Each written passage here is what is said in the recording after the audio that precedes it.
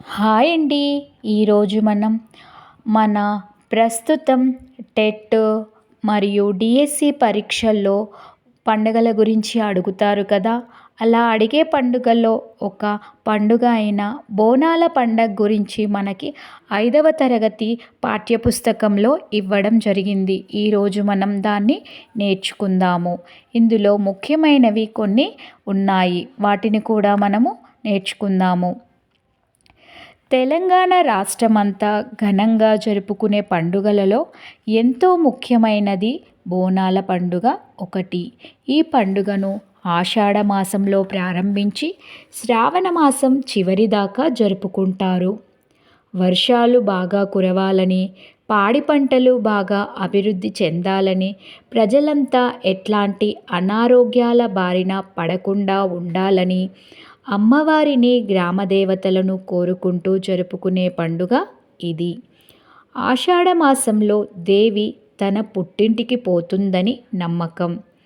భక్తి శ్రద్ధలతో బోనాలను నైవేద్యంగా అర్పిస్తారు. వస్త్రాలను, కానుకలను, ఒడిబియ్యాన్ని కూడా సమర్పిస్తారు. ఈ తంతును ఊరడి అని అంటారు.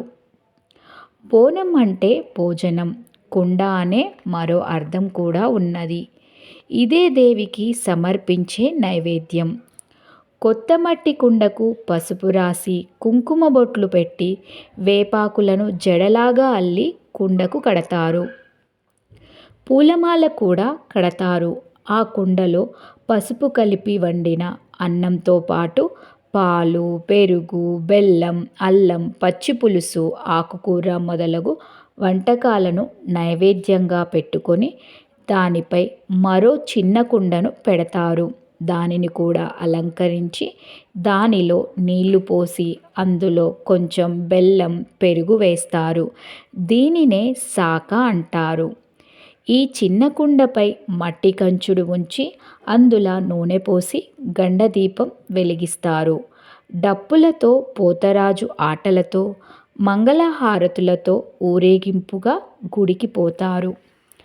పండుగ మరునాడు పూనకం వచ్చిన శివసత్తులు చేతుల్లో వేపమండలు పట్టుకొని, జుట్టు వీరబోసుకొని, బోర్లించిన పచ్చి మట్టి కుండపై నిలబడి భవిష్యవాణి చెబుతారు. ఈ తంతును రంగమెక్కుడు అంటారు. భక్తికి చిహ్నంగా భక్తులు రంగురంగుల కాగితపు తొట్టెలను గుడికి కట్టి మొక్కులు తీర్చుకుంటారు. బోనాల పండుగ జరుపుకున్నప్పుడు ఒక వాడ ప్రాంతంలోని వాళ్ళంతా కలిసి అమ్మవారి దగ్గరికి ఊరేగింపుగా వెళ్ళడం, కలిసి జరుపుకోవడం పండుగలోని గొప్పదనం. అట్లాగే బంధువులను, చుట్టుపక్కల వాళ్ళను, స్నేహితులను పిలిచి జరుపుకోవడం దీని ప్రత్యేకత. ఇందులో మనకి ముఖ్యంగా తారసపడిన కొన్ని పదాలు ఉన్నాయి. అందులో ఒకటి ఊరడి. ఊరడి అనగా వస్త్రాలను, కానుకలను, వడిబియ్యాన్ని సమర్పించడం. దీన్ని ఊరడి అంటారు. ఇది మనం ముఖ్యంగా గుర్తుపెట్టుకోవాల్సిన విషయం. మరొకటి భోజనం అంటే, బోనం అంటే భోజనం అని కూడా గుర్తుపెట్టుకోవాలి. దీనితో పాటుగా మనము చిన్న కుండలో పైన బెల్లం, పెరుగు వేసి దీన్ని సాక అంటారు. ఇది కూడా మనం గుర్తుపెట్టుకోవాల్సిన విషయం.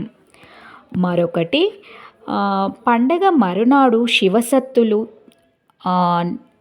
వేపమండలు పట్టుకొని, జుట్టు వీరబోసుకొని పచ్చి కుండపై, మట్టి కుండపై నిలబడి భవిష్యవాణి చెప్తారు. దీన్ని రంగమెక్కుడు అని అంటారు.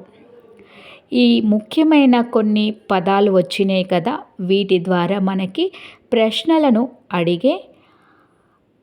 అడిగే విధంగా ఉంటుంది.